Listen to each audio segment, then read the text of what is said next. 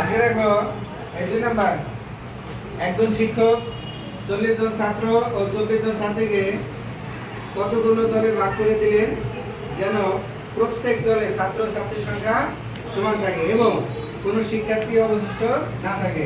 এবার সর্বোচ্চ কয়টি দলে ভাগ করা যাবে এবং প্রত্যেক দলে ছাত্র ছাত্রীর সংখ্যা নির্ণয় করতে হবে।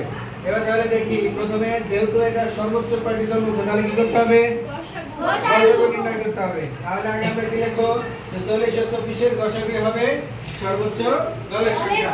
এবার গসাগু নির্ণয় করলাম। প্রথমে কত দিয়ে যায়? 2 দিয়ে। 2 দিয়ে করলে কত থাকে? 20 আর এখানে থাকে 12। আবার 2 দিয়ে যায়। 2 দিয়ে করলে কত থাকে? 10 আর 6। আবার 2 দিয়ে করব। 2 দিয়ে করলে কত থাকে? 5 আর 3। এবার গসাগু নির্ণয় করার সময় কি শুধু ভাগ যেগুলো দিয়ে করছি ওইগুলো নিতে হবে, নিচের গুলো কি নেওয়া যাবে না? তাহলে শুধু ভাগ করছি 2 2 2 তিনটে 2 দিয়ে, তাহলে তিনটে 2 যখন গুণ করে দেব কত হবে?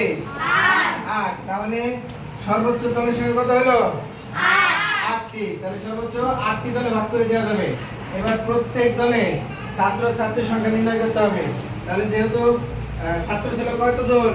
40 জন। কতজন? 40 জন। তাহলে এখন ওই যে দল বেরিয়েছে ওই দল 40 দিয়ে কি করতে হবে? ভাগ করতে হবে। ভাগ করতে হলে কতজন বেরিয়ে যাবে? তাহলে ছাত্র আছে কতজন? 5 জন। এরপরে ছাত্রী সংখ্যা বের করতে হবে। ছাত্রী সংখ্যা কত ছিল? 24 জন। কত ছিল? 24 জন। তাহলে 8টি দল এখন ভাগ করে দিতে হবে। তাহলে প্রত্যেক দলে কয়টি? 3 জন। প্রত্যেক দলে কতজন? 3 জন। এরপরে তাহলে 2 নম্বরের অ্যানসার পেয়ে গেলাম। এরপরে আসি 3 নাম্বার। 3 নম্বরে কি বলছে? একজন শিক্ষক 60টি পেন্সিল ও 36টি খাতা 60টি পেন্সিল ও 36টি খাতা কিছু শিক্ষকের মধ্যে অবশিষ্ট না রেখে ভাগ করে দিবেন। তাহলে সর্বোচ্চ কতজনের মধ্যে ভাগ করে দেওয়া যাবে? তাহলে যেহেতু সর্বোচ্চ কথাটা আছে তাহলে কি করব? গসাগু। তাহলে 60 ও 36 এর গসাগু হবে সর্বোচ্চ শিক্ষার্থীর সংখ্যা। শিক্ষার্থীর সংখ্যা শিক্ষার্থীর সংখ্যা। আচ্ছা তাহলে দেখো 60 আর 36 এটা 2 দিয়ে ভাগ করলে কত থাকে? 30 আর 18। আবার 2 দিয়ে গেলে কত থাকে? 15 আর 9।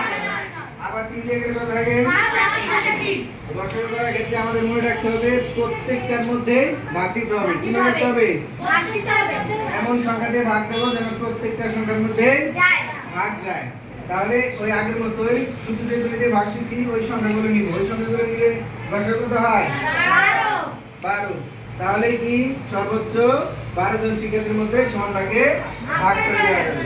ওকে, ঠিক আছে, ধন্যবাদ।